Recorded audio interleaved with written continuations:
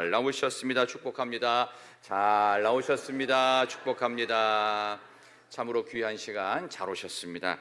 주신 말씀을 가지고 마음에 맞추어 뜻을 이룬 사람, 마음에 맞추어 뜻을 이룬 사람이라는 제목으로 말씀 증거하겠습니다.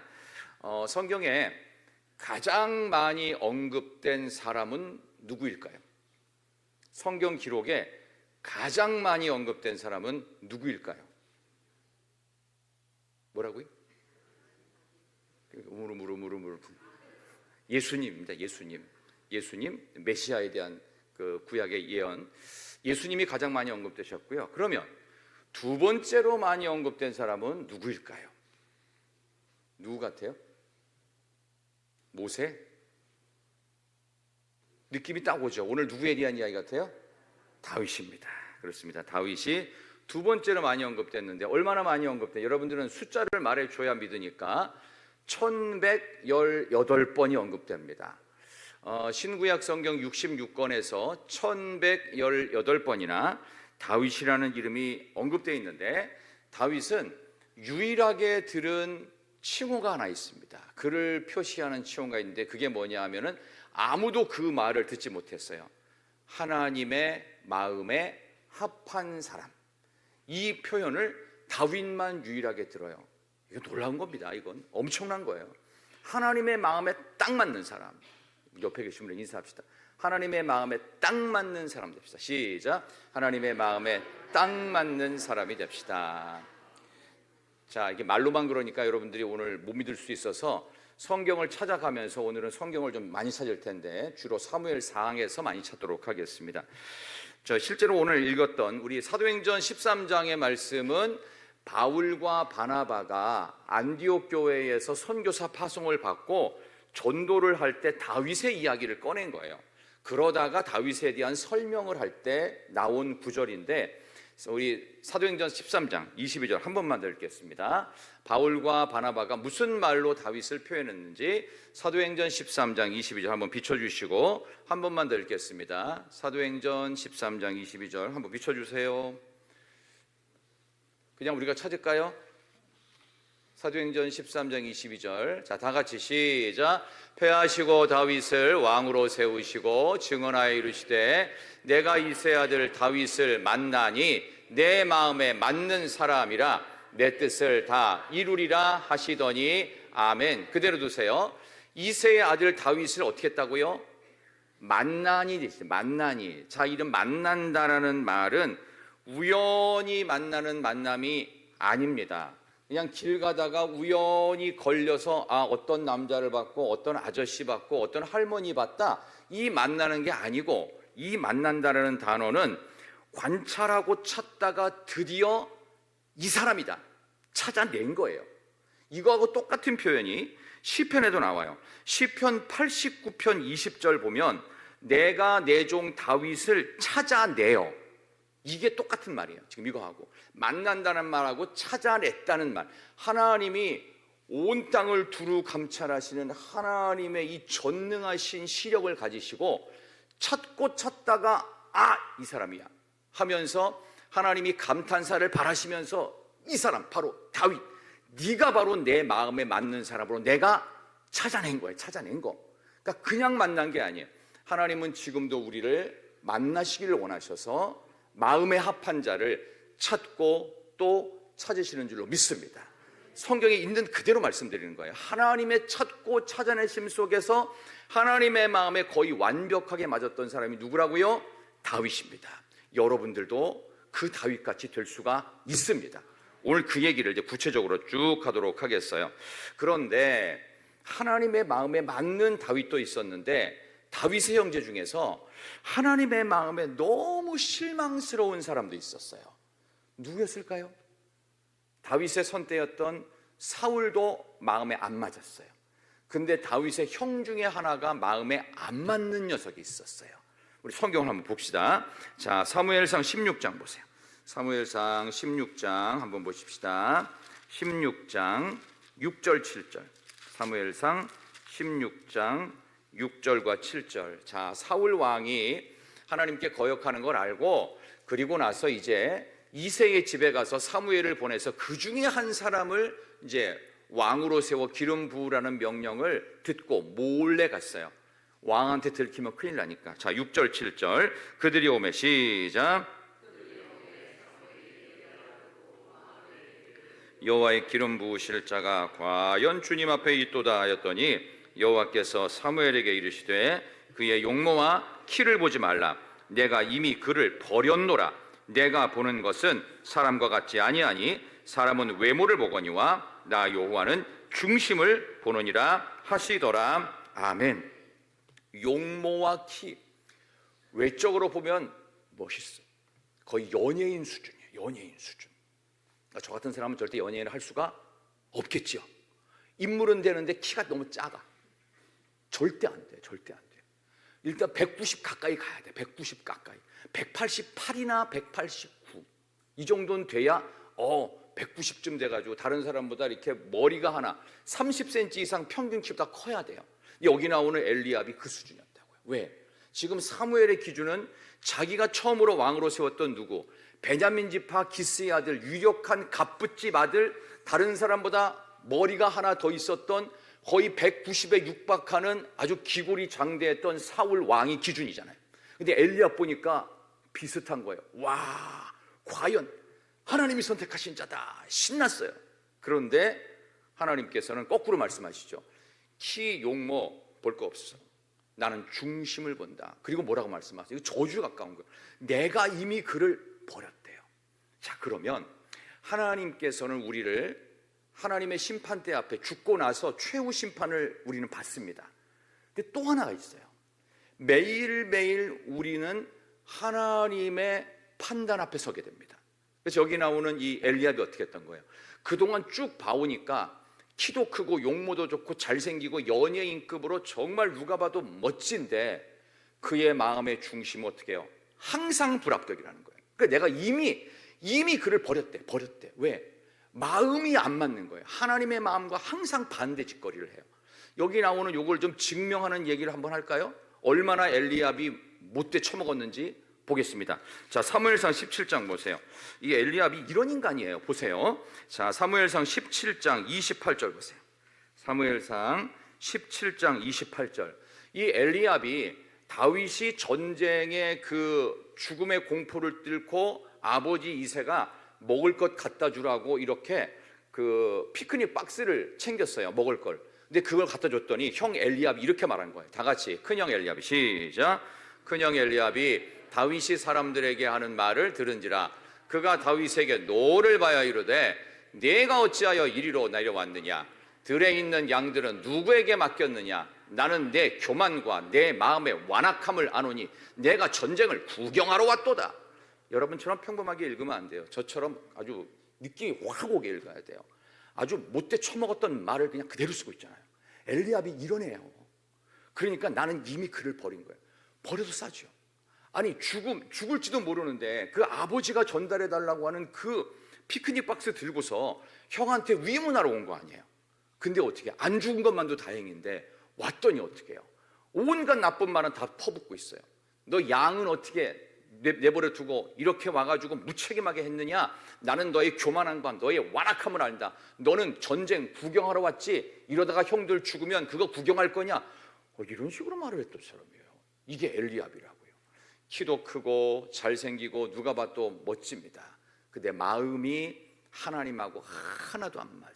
그러니까 사람을 볼 때 이렇게 잔인하게 평가하고 아주 못되게 평가하는 사람. 그러니까 하나님께 이미 버림받은 존재. 그게 무슨 얘기냐? 하나님은 최후 심판도 하시지만 우리의 매일매일도 판단하십니다. 그래서 우리의 매일매일을 지금 하나님께 평가받고 있는 것을 기억하십시오. 오늘 하루하루는요 그냥 지나가는 하루가 아니에요. 하나님이 체크하시는 시간입니다. 그래서 여기 나오는 하나님의 마음에 합한 사람이었다는 영어 그 성경에 보니까 A man after God's own heart예요. 이 take after란 말이 닮아가다라고 하는 수거거든요. 그러니까 하나님의 마음을 닮아가고 따라갔던 사람이 하나님의 마음에 합한 사람. 그러니까 다윗이 뭐 대단하다는 뜻이 아닙니다. 하나님의 마음을 닮아가려고 노력하고 애쓰고 다윗도 실수가 많았죠. 여러분 아시는 것처럼 살인죄도 저질렀죠, 간음죄도 저질렀죠, 교만함의 끝자리에서 왕조 마렵에 막 자기가 얼마나 업적을 세웠는지 인구개수했죠. 하나님 보시기에 안 좋은 것도 했어요. 그런데 그는 그때마다 하나님께 회개하고 돌아옵니다. 돌아오면 괜찮아요. 근데 끝까지 안 돌아오는 사람이 있어. 우리 중엔 그런 사람 없기를 바랍니다. 제가 군대에 있을 때 참 믿기지 않는 얘기를 하나 들었는데, 저보다 한 몇 개월 선임이었어요. 좋은 대학을 나왔고 그 대학을 이제 졸업하고서 늦게 군대에 온 그 선임병이었습니다. 근데 그렇게 똑똑하고 실력 있는 사람이 그런 얘기를 아주 자랑스럽게 하더라고요. 이러는 거예요. 야, 난 말이야, 우리 누나하고 고등학교 때 뭐 기분 나쁜 일이 있어가지고 삐졌거든. 그래서 말 한마디도 안 했다. 그래서 그런가 보다 이제 했어요. 근데 고등학교 3년 내내 말을 한 번도 안 했대요. 그러니까 주변에서 정신이 약간 이상한 거 아니에요? 고등학교 내내 누나하고 말 한마디도 안 했대, 삐져가지고. 그리고 대학교 때 와가지고는 너무 이상한 거야. 그러니까 같은 대학은 아니지만 어쨌든 대학생 된 누나하고 말을 안 하니까 주변에서 부모들도 할 수 없는 거예요. 그러니까 너무 잘하는 친구 하나가 중재를 했대요. 그래서 그때부터 말을 했대요. 그걸 자랑 삼아서 말을 하더라고요. 그래서 정신이 약간 이상한, 이게 자랑거리가 아니에요. 내가 얼마나 못됐음을 만방에 증거하는 거 아니에요? 그렇죠? 부끄러울 때는 부끄러운 줄을 아는 게 믿음의 사람이에요. 창피할 때는 창피하다고 인정하는 것이 믿음 있는 사람이다. 다윗은 그런 사람이었어요. 내가 잘못한 것에 대해서 부끄러워하고 내가 실수한 것에 대해서 숨기지 않고 있는 그대로 자백하고, 하나님 제가 잘못했다고.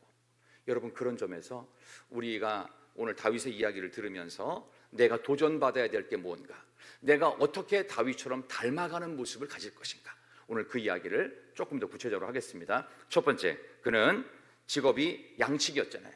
성실한 양치는 자였습니다. 이제 오늘 본문 말씀에서 조금 넘어가서 우리 사무엘상 17장 보세요. 17장 보시면 34, 35절 봅시다. 그가 얼마나 성실하게 양을 쳤는지. 사무엘상 17장 34, 35절을 보겠습니다. 사무엘상 17장 34절, 35절. 예, 방송실 띄워주셔서 감사합니다. 자, 다윗이 시작.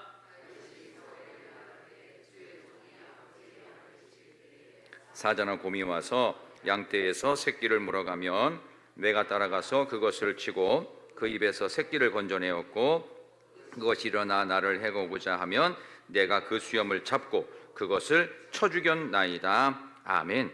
사울 왕 앞에 가서 다윗이 자기를 소개하는 거예요. 저는 양치기입니다. 저는 어떤 능력도 없는 양은 참 잘 칩니다 하면서 양을 칠 때 본인의 모습을 그대로 드러내는 거예요. 어떻게 드러냈느냐? 여기 보니까 양을 지키는데 혹시 사자나 곰 같은 맹수가 와서 우리 양을, 제가 맡은 이 양들을 잡아먹으려고 하거나 그러잖아요. 그러면 저는요, 목숨을 걸고 가서 그놈들을 물리칠 뿐만 아니라 어떻게든지 살려냅니다. 그러니까 이 마음이 하나님의 마음이 맞는 거예요. 그러니까 지금 이 양치기라고 하는 그 직업 자체는 히브리인들에게 있어서는 천시받는 직업이었습니다. 그러니까 자녀들 중에도 별로 중요하지 않다고 여기는 자녀들한테는 이런 거 시키는 거예요. 그러니까 목동 같은 거 시키는 거예요. 그러니까 들로산으로 어디 가서 목동으로서 하다가 사자한테 물려 뜯겨 죽든 말든 별로 신경 안 쓰는 자식 취급을 못 받았던 사람이 다윗인데, 그는 그 상황에서도 어떻게 해요? 목숨을 걸고, 비록 나를 무시하고 인정 안 해주는 부모지만 맡겨준 양을 위해서 생명을 걸었다 이거예요. 이게 성실함이에요. 성실함. 내게 맡겨준 일이 티 안 나고 하찮고 남들이 보기에는 아무것도 아닌 정말로 별 볼 일 없고, 남들이 손가락질하고 아유 맨날 저런 일밖에 못해 그러니까 저렇지 이런 식으로 놀림감이 되더라도 지금 맡겨주신 그 별 볼 일 없는 그 일에 성실함으로 목숨을 걸었어요. 이런 사람이 하나님의 마음에 합한 사람이다. 여러분이 누구와 함께 일을 할 때 별것도 아닌데 엄청나게 신경을 쓰면서 그 일에 최선을 다하면 어떻게 해요? 다음에도 그 사람 생각나요. 그렇지 않겠습니까?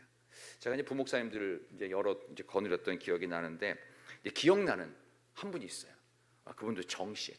정씨가 참 괜찮아. 정씨인데 어쨌든 어땠냐 제가 말씀 한번 드릴게요.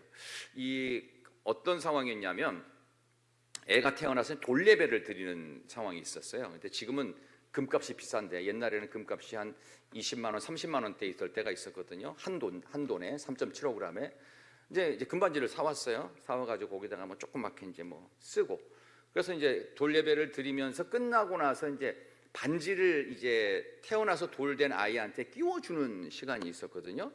근데 모르겠어요. 이제 그 부목사님은 본인은 최선을 다한다고 했는데 모든 사람이 웃었어요. 왜 웃었는지 아세요? 저한테 반지를 전해줘야 되잖아요. 그럼 어떻게 해요? 반지통을 이렇게 해서 이제 목사님한테 주면 되잖아요. 근데 이걸 어떻게 줬는지 아십니까? 무릎을 꿇고 이렇게. 상상이 가십니까? 그래서 갑자기 제가 굉장히 당황스러운 거예요. 이걸 받아야 되나 말아야 되나 막 교인들 다 보고 있는데 근데 어떻게 그랬어요? 교인들은 다 웃었어요. 너무 웃겼어요. 엄청 웃겼고 왜 저러나 싶어서 나중에 목사님 그렇게 안 해도 되고 그냥 줘도 되니까 몰래 줘. 그냥 몰래 줘. 왜 무릎 꿇고 뭐 하는 거야? 안 해도 된다고. 근데 이제 그 목사님은 이제 매사에 그런 마음으로 정성을 기울였어요. 교인들 하나하나를 살필 때 그렇게 귀하게 여기고 소중하게 생각하고 자기에게 맡겨진 그 작은 거 반지 조그만 거 가볍잖아요. 몇 그램 10g이나 되겠어요. 그거 조그만 반지통을 갖다 전해주는데 그런 정성을 기울여서 보는 사람들은 웃겼고 그랬지만 본인은 거기에 진심이었습니다. 하나님은 이런 진심으로 별것도 아닌 일에 충성하고 다윗과 같이 생명 걸고 맡겨진 그 일이 무엇이라도 최선을 다하는 사람을 하나님의 마음에 합한 사람으로 보실 줄로 믿습니다. 저는 여러분들이 그런 분들 꼭 되시기를 진심으로 소망합니다. 우리 옆에 계신 분들에게 한번 인사합시다. 생명 걸고 사명에 충성합시다. 생명 걸고 사명에 충성하십시다. 두 번째는요, 하나님의 이름을 아꼈던 사람이 바로 다윗이었습니다. 오늘 이제 17장을 주로 볼 텐데 26절 보시겠어요? 17장 26절 먼저 봅니다. 하나님께서 주신 말씀 사무엘상 17장 26절입니다. 다윗이 곁에 서 있는, 시작. 다윗이 곁에 서 있는 사람들에게 말하 이르되 이 블레셋 사람을 죽여 이스라엘의 치욕을 제거하는 사람에게는 어떠한 대우를 하겠느냐? 이 할례 받지 않은 블레셋 사람이 누구이기에 살아계시는 하나님의 군대를 모욕하겠느냐? 아멘. 하나님의 군대. 왜? 이게 군대가 그냥 사람의 군대가 아니라 하나님의 군대를 모욕하는 것을 참지 못하는 겁니다. 그래서 하나님의 이름을 아꼈던 사람이 바로 여기 나오는 다윗이었습니다. 자, 에스겔 말씀 잠깐 볼까요? 에스겔, 하나님이 정말 당신의 이름을 아끼실까요? 에스겔 36장 한번 보십시다. 에스겔 36장 21절 보세요. 에스겔 36장 21절. 자, 하나님의 이름을 하나님이 실제로 아꼈다라는 표현이 나와요. 에스겔 36장 21절, 구약 성경은 1207쪽. 자, 앞을 한번 보고 할까요? 그러나, 시작. 그러나 이스라엘 족속이 들어간 그 여러 나라에서 더럽힌 내 거룩한 이름을 내가 아꼈노라. 아멘. 나오죠? 하나님은 하나님의 거룩한 이름이 더럽혀지는 것을 못 보시는 분입니다. 그래서 그 이름을 아끼셨다고 해요. 다윗이 이거를 알았어요. 하나님은 망령되이 자신의 이름을 부르는 것을 허용하지 않으시는 분이십니다. 십계명에도 나오잖아요. 내 하나님 여호와 이름을 망령되이 읽지 말라. 이런 표현 것에 딱 맞는 것처럼 존귀하고 거룩한 그 하나님의 이름을 있는 그대로 아끼고 소중하게 여겼던 사람이 바로 다윗이었던 거예요. 그러니까 블레셋 사람들이 함부로 와서 뭐 여호와 그가 어디 있는데 하면서 이스라엘의 군대를 모욕하는 것은 거룩하신 하나님의 이름을 더럽히는 것이다. 그렇게 생각하고 블레셋 장군이었던 골리앗을 살려두지 않았죠. 물맷돌 갖고 그를 한순간에 쓰러뜨리게 되는 그런 놀라운 일은 하나님의 이름을 아끼지 않고 함부로 하는 자들에 대한 하나님이 주신 사명에 충성했던 사람, 그게 바로 다윗이었다라고 하는 것입니다. 요즘 이 시대는요, 하나님의 이름을 가벼운 마음으로 더럽히는 시대입니다. 요즘 뭐 좋은 것만 있으면 갓을 붙여요. G-O-D, 갓. 오뚜기가 갓뚜기라며요. 왜 갓뚜기예요? 그 라면 잘 팔린다고 갓뚜기라고 표현하는데 그것도 사실은 함부로 부르는 것입니다. 십계명 어기는 겁니다. 그러니까 하나님의 이름을 아무데나 막 붙이면 안 된다. 그런 점에서 다윗은 어떻게 해요?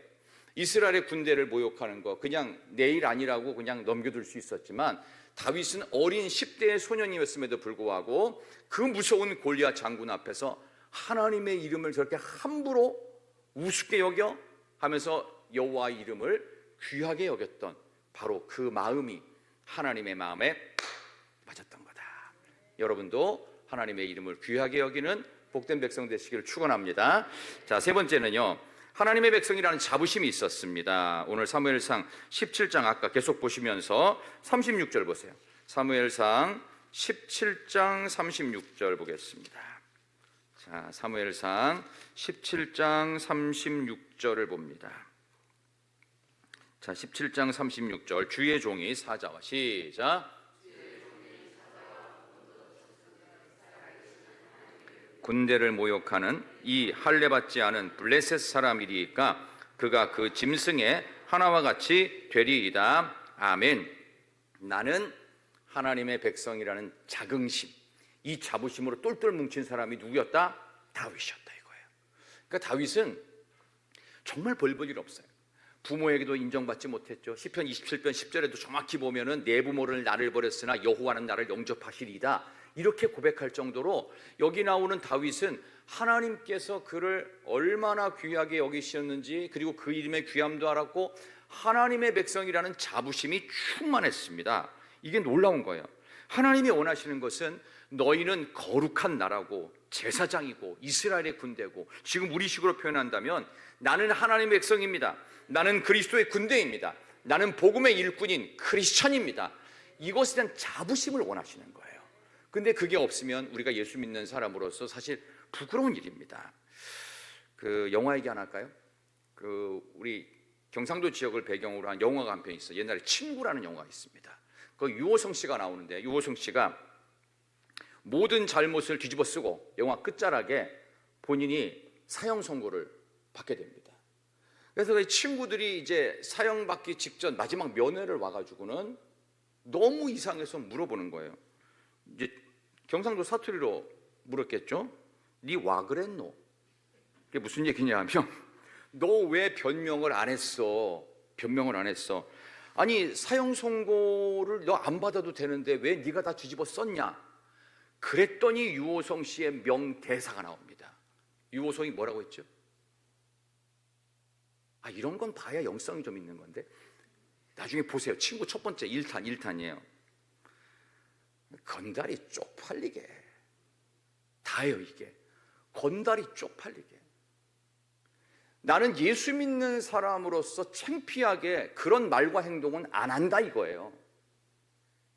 다윗은 하나님의 백성으로서 그런 일은 용납 안 한다 이거예요. 건달만큼의 자부심도 없어요. 예수 믿는 우리가 예수 십자가의 보혈을 믿고 의지한다면서 이 정도도 우리가 못 견딜 정도로 수준이 낮아요? 그러니까 하나님의 마음에 안 아파죠. 삐져있기는 하지 언제 하나님께 헌신하고 내 목숨 내놓습니까? 육군사관학교 정문에 가면요, 이 한 목숨 조국을 위하여 커다란 돌멩이에 새겨져 있어요. 여러분, 이 한 목숨 주님을 위해 바칠 각오가 되어 있습니까? 그 정도는 돼야 된다니까요. 근데 다윗은 그렇게 했어요. 하나님의 이름에 먹칠하는 것도 못 참았을 뿐만 아니라 나는 하나님의 백성으로서 이 다윗 골리앗 앞에 죽어도 괜찮다 이거예요. 그 정도로 그는 하나님의 백성이라는 자부심 속에 있었다. 여러분 어떠십니까? 여러분 예수 믿는 사람이라는 거, 여러분 정말로 하나님 백성이라는 것에 대한 자부심이 있으십니까? 무엇과도 바꾸지 않으실 수 있겠습니까? 그런 여러분들이 되시기를 바랍니다. 옆에 계신 분 한번 인사합시다. 나는 크리스찬인 게 자랑스러워요. 시작. 나는 크리스찬인 게 자랑스러워요. 이거를요, 애들한테 못 가르치면 선생님 하지 마세요. 절대 하지 마세요.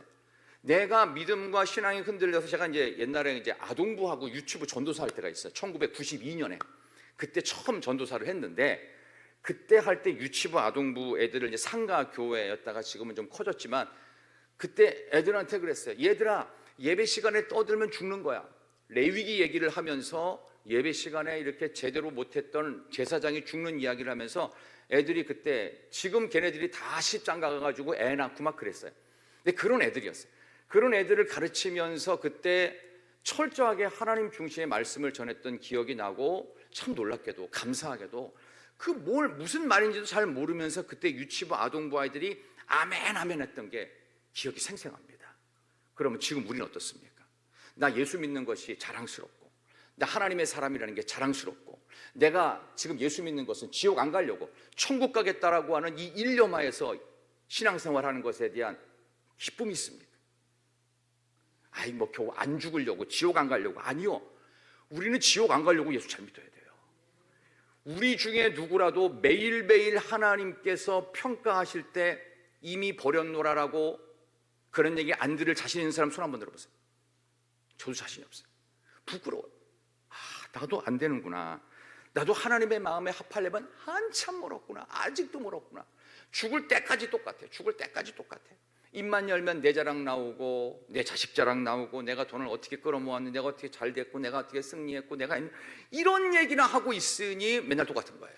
입을 열 때 하나님이 나를 만나 주셨어요. 하나님이 나 같은 사람도 이렇게 해주셨고, 하나님이 나를 너무나 불쌍히 여겨주시고, 나는 하나님의 은혜 없이는 못 살아요. 이런 얘기가 술술술술 나와야 돼요, 이게. 근데 여기 나오는 다윗은 그랬습니다. 참 존경스럽고 우리가 따라가야 될 인물입니다. 네 번째는요, 그는 이거 진짜 중요해요. 세워진 리더를 존중하고 기다린 사람이었습니다. 그 당시 가장 악한 정권이 있었어요. 이스라엘의 사울 정권이었습니다. 하나님이 세우셨는데 하나님과 정반대 방향으로 하나님 말씀에 불순종하고, 당시의 목회자였고 제사장이었던 사무엘의 고난을 월권합니다. 자기 마음대로 예배를 드려버려요. 그게 왕이었답니다. 그러니까 하나님이 이를 버렸지만 어떻게 해요? 왕으로 세웠으니까 또 함부로 어떻게 할 수도 없는 거예요. 그랬던 사울을 끝까지 예의를 지켜갑니다. 그게 다윗이었어요. 가장 마음에 안 들었고, 자기 원래 처음에는 장인어른이었잖아요. 근데 자기를 죽이겠다고 나서요. 이거 원수 아니에요, 원수. 원수인데도 왕이니까 그를 어떻게 왕 대접을 합니다. 오늘 그 얘기 잠깐 볼까요? 사무엘상 24장입니다. 사무엘상 24장 4절에서 6절까지. 사무엘상 24장 4절, 5절, 6절입니다. 사무엘상 24장 4절, 449쪽입니다. 자, 4절부터 한번 다 같이 읽습니다. 다윗의 사람들이, 시작. 다윗의 사람들이 이르되, 보소서 여호와께서 당신에게 이르시기를 내가 원수를 내 손에 넘기리니 내 생각에 좋은 대로 그에게 행하라 하시더니 이것이 그날이니이다 하니, 다윗이 일어나서 사울의 겉옷자락을 가만히 베니라. 그리한 후에 사울의 옷자락 뱀으로 말미암아 다윗의 마음이 찔려 자기 사람들에게 이르되, 내가 손을 들어 여호와의 기름 부음을 받은 내 주를 치는 것은 여호와께서 금하시는 것이니 그는 여호와의 기름 부음을 받은 자가 됨이니라 하고. 아멘. 나오죠. 마음에 찔릴 정도로, 죽이면 이제 어떻게 정권을 뒤집고 본인이 왕 되잖아요, 그죠? 근데 그거를 안 해요. 왜 안 해요? 여호와께서 기름 부어 세우신 종을 치는 것은 나의 소관이 아니라는 거예요. 그러니까 나중에 이제 이번 주일 설교가 이제 그 내용이 나와요. 이제 목회자에 대한 인식이 어떻게 해야 되며 성도 상호 간엔 어떻게 해야 되는지에 대해서 제가 데살로니가전서 5장을 갖고 우리가 교회 생활할 때 행복하기 위해서 어떤 관계를 맺을 것인가, 거기에서 아주 구체적 적용편이 나오니까 오늘은 여기까지만. 다윗이 리더를 존중했고 그를 하나님이 손대시기까지 기다립니다. 내 소관이 아니라는 거예요. 하나님의 영역을 내가 함부로 침범하는 것을 대단히 두려워했던 사람, 그 사람이 다윗이었다. 우리도 이래야 될 것입니다. 민수기 12장에 보면은 모세에 대해서 하나님께서 변명을 하십니다. 이렇게, 너희가 어찌하여 내 종 모세 비방하기를 두려워하지 아니하느냐. 하나님이 세우시고 기름 부음 받은 자들은요, 하나님이 손대십니다. 그러니까 가만히 내버려 두셔야 돼요. 괜히 손댔다가 큰일 납니다. 큰일 납니다. 왜? 하나님의 영역을 침범하기 때문에 그렇습니다. 그러니까 우리는 요즘에 유튜브라든가 이런 거 보면은 교회가 문제가 많다, 목회자의 부패가 어쩌고 저쩌고 해가지고 온갖 기독교에 대한 안 좋은 것들을 조회수 늘리려고 유튜버들이 여기저기서 막 비성경적인 내용도 다 막 끄집어 들여가지고 막 이렇게 하는 거를 많이 봅니다. 그거 다 보시지 말아야 돼요. 교회에 대해서 부정하고 비판하는 목회자가 딱 정해져 있어요, 요즘에. 나중에 제가 그분이 누군지도 개인적으로 물어보시면 알려드릴게요. 보지 마세요. 정말 중요한 것은 유튜브 볼 시간에 성경을 읽고 있어요. 그건 싫죠. 쉽지 않을걸요. 왜? 유튜브가 밤새도록 내 머리맡에 스마트폰이 있는데, 그럴 때 어떻게 해야 돼요? 성경을 다시 읽자.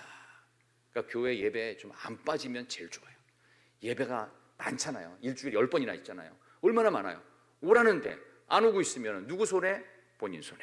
그러므로 리더를 존중했습니다. 하나님이 세우신 자를 존중했고, 그리고 기다렸어요. 하나님이 손대시기까지. 그게 다윗. 이것이 하나님의 마음에 맞았다, 이 말입니다. 다섯 번째는요, 그는 춤추는 예배자였습니다. 하나님만 집중하고 하나님만 보는 데 집중했기 때문에 예배 시간이 굉장히 기뻤습니다. 오늘 말씀 넘어가서 사무엘하 6장 보겠습니다. 사무엘하 6장 13절에서 15절입니다. 사무엘하 6장 13절에서 15절까지 구약성경 472쪽입니다. 사무엘하 6장 14, 15절 한번 보겠습니다. 13절부터 사무엘하 6장 13절부터 15절까지 여호와의 궤를 시작. 여호와의 궤를 맨 사람들이 6걸음을 가매 다윗이 소와 살진 송아지로 제사를 드리고 다윗이 여호와 앞에서 힘을 다하여 춤을 추는데 그때에 다윗이 배 에봇을 입었더라. 다윗과 온 이스라엘 족속이 즐거이 환호하며 나팔을 불고 여호와의 궤를 메어 오니라. 아멘. 힘을 다하여 춤을 췄습니다.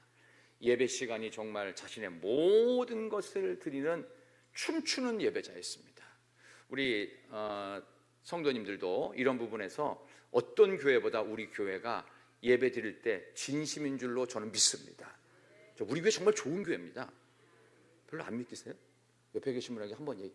우리 교회 좋은 교회래. 시작. 우리 교회 좋은 교회래. 진짜라니까요. 거짓말이 아니에요. 제가 이제 시간이 가면 갈수록 왜 좋은지를 아주 구체적으로 낱낱이 여러분의 행동과 말과 태도를 통해 다 알려드릴게요. 우리 한국교회 100%라고 하면요 90%가 어려워요. 이 이유는 제가 주일날 소상히 말씀드릴게요. 목회자의 관계가 안 좋기 때문에 그렇고요, 성도 간의 관계가 엉망이기 때문에 교회가 90%가 이상한 겁니다. 쓸데없는 카르텔과 끼리끼리 뭉치는 게 많아요. 그러니까 교회가 안 되는 거예요. 잘못되는 거예요. 근데 10% 안에 우리가 들어갑니다. 놀랍지도 않은가 봐요. 우리 교회 얘기를 하니까요. 우리 교회 경북로에서 은혜롭기로 소문난 교회가 희락교회입니다. 팩트예요. 팩트. 아니 다른 분이 얘기하는 게 목사님들이 얘기를 해요. 목회를 하는 분들이 얘기를 해요. 다른 노회가 아니라 경북노회. 우리 경북노회란 말이에요. 8개 시찰이 있어요. 근데 그분들이 얘기를 하는 거예요. 우리가 잘났다라는 얘기하는 게 아니라 이거를 지켜가자는 얘기예요. 그럴 때 정말 중요한 게 뭐냐? 하나님 앞에서 춤추며 예배할 수 있는 집중하는 자. 그것이 중요하다. 맨 마지막 6번째는 뭐냐면 하나님께 드리고 싶은 마음이 항상 있던 사람이 다윗이었습니다. 사무엘하 7장을 마지막으로 봅니다. 사무엘하 7장 1절과 2절입니다. 사무엘하 7장 1절 2절 구약성경 472쪽입니다. 자, 오늘 다윗의 아주 전체적인 이야기를 보는 거예요. 자, 1절 2절 여호와께서 시작. 궁에 평안히 살게 하신 때에 왕이 선지자 나단에게 이르되 볼지어다 나는 백향목 궁에 살거늘 하나님에게는 휘장 가운데에 있도다. 아멘. 유명한 내용이죠. 이렇게 잘 백향목 궁에 살고 있던 다윗이 보기에는 하나님의 궤가 먼지가 풀풀 나는 저 장막에 있는 게 너무 미안한 거예요. 그러니까 나만 잘 지내는 것 같은 거예요. 내가 지금까지 살아온 게 다 하나님의 은혜고 하나님이 안 살려주셨으면 벌써 사울왕의 칼에 죽었을 게 뻔한데 하나님이 사울의 정권은 완전히 끝나게 하시고 나를 이렇게 살게 하고 나는 이렇게 백향목궁, 당시에 최고로 좋은 레바논에서 수입한 백향목궁입니다. 여러분들이 나무로 지은 집 중에 들어가 보면 나무에서 왜 좋은 향 나고 막 이런 데 있잖아요. 그죠? 나무 향이 나는 그게 백향목이래요. 오래 간대요. 굉장히 뭐 1000년을 간다나 뭐 그래요. 그런 데서 내가 너무 잘 살고 있는데 하나님의 궤는 먼지가 풀풀 나는 저기에 있다는 거예요. 근데 결국은 이 궁전을 짓나요, 못 짓나요? 그러니까 하나님의 성전을 지어요, 못 지어요? 못 짓죠. 그리고 나서 어떻게 해요? 그 다음 때인 솔로몬 때 지을 수 있도록 준비만 시키고 본인의 살아생전에 하나님의 성전을 짓겠다는 그 마음, 그것을 마음만 갖고 보지를 못합니다. 그러면 어떻게 해요? 그래, 솔로몬아, 네가 그냥 알아서 잘 지어봐. 열심히 아름답게 최고로 멋지게 지어봐 하고서 다윗은 손을 뗄 수도 있었지만 그는 하나님께 드리고 싶었던 이 마음이 멈추질 않는 거예요. 하나님은 우리에게 늘 주고 싶어 하시는 분이십니다. 근데 우리의 기도는 늘 주세요, 주세요. 받고 싶어 하죠. 건강 주세요, 돈 주세요, 자녀들 잘 되게 해 주세요. 다 달래요, 다 달래. 근데 하나님은 우리에게 내가 줄게. 하나님의 마음과 다윗의 마음이 딱 합했습니다. 그러면 다윗이 얼마나 많은 건축 헌금을 준비했는지 성경에 나와요. 여러분들 안 보면 안 믿으니까 한 번 더 읽습니다. 역대상 22장 14절. 역대상 22장 14절 보겠습니다. 역대상 22장 14절. 구약성경 644쪽. 역대상 22장 14절. 내가 환난 중에, 자, 다 같이 역대상 22장 14절 우리 앞을 보시고도 해도 돼요. 내가 환난 중에, 시작. 내가 환난 중에 여호와의 성전을 위하여 금 10만 달란트와 은 100만 달란트와 놋과 철을 그 무게를 달 수 없을 만큼 심히 많이 준비하였고 또 제목과 돌을 준비하였으나 너는 더할 것이며, 아멘. 이게 무슨 얘기냐면 다윗이 죽을 때 솔로몬에게 남긴 유언이에요. 아들아, 내가 하나님의 성전을 위해서 준비했던 것들이 금과 은과 이런 것들이 있는데 너는 더 많이 해야 된다 라고 하면서 이게 숫자가 나오죠. 금 10만 달란트를 지금의 환산된 단위로 계산을 해보니까, 들어보세요. 금이 3,427톤, 3,427톤이에요. 금이. 은이 34,270톤. 상상도 안 가는 양입니다.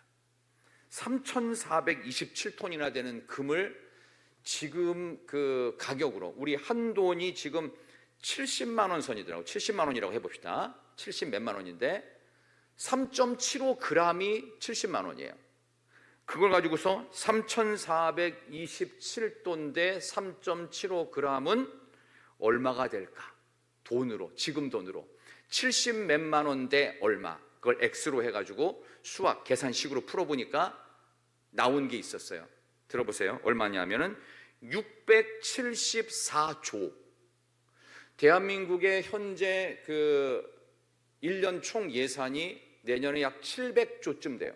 그러니까 금만, 다윗 한 사람이 금만 대한민국의 1년 예산만큼을 들여서 뭘 한 거예요? 성전 건축 준비한 거예요. 모든 걸 바친 거예요. 모든 거. 다윗이 얻을 수 있는 모든 것을 다 들여서 뭐 했어요? 성전 건축 헌금을 했다. 와, 안 놀래죠? 우리는 뭐 이 정도 갖고는 뭘 해야 놀래겠어요 도대체? 이런 게 놀라운 거예요. 그리고 우리는 하나님께 질문하는 인생이 아니라 놀라는 인생, 느낌표 인생, 물음표 인생이 아니라 느낌표 인생을 살아야 된다. 이걸 보면서 야, 이랬으니 전무후무한 왕이라는 얘기를 듣는 거예요. 그리고 아들 솔로몬아, 너는 나보다 더 해야 돼. 그러니까 그 당시에 주변 나라들이 다 구경할 만큼, 순례를 올 만큼 예루살렘 성전은 기가 막히게 지어집니다. 흉내도 낼 수 없는 어마어마한 위대하고 화려한 성전으로 하나님께 봉헌이 돼요. 야, 이랬으면 좋겠다. 우리도 그런 생각이 듭니다. 여러분들 가운데 이제 마지막으로 말씀드리고 싶은 게 있는데, 여러분의 생애에 단 한 번이라도 성전을 건축할 일이 있다는 것은 다윗보다 훨씬 더 위대한 생애인 솔로몬의 위엄과 화려함과 부귀영화를 누리는 인생인 줄로 믿으십시오. 다윗은 이것을 준비만 해놓고 본인의 눈으로 보지를 못하고 죽습니다. 여러분 가운데는 이미 20년 전에 2006년에 이곳에 성전이 올라가는 것을 보신 분들이 거의 대부분이실 거라고 생각이 듭니다. 우리 생애에 하나님의 전을 건축한 것을 한 번이라도 본 분들이 이 가운데 많다면 여러분들은 하나님 앞에서 다윗처럼 아낌없이 막대한 헌신과 충성으로 마땅히 드릴 때 하나님의 마음에 합하여 하나님의 뜻을 이루는 하나님의 사람들, 우리 신학교의 성도님들 모두가 될 수 있을 줄로 믿습니다. 하나님께서 우리 교회를 축복하십니다. 우리 교회를 통해 하나님의 위대한 비전을 이루어 가실 줄로 믿습니다. 다윗이 하나님의 마음에 합했던 것처럼 우리도 하나님의 마음에 합하여 승리하는 인생 될 수 있기를 진심으로 축원합니다.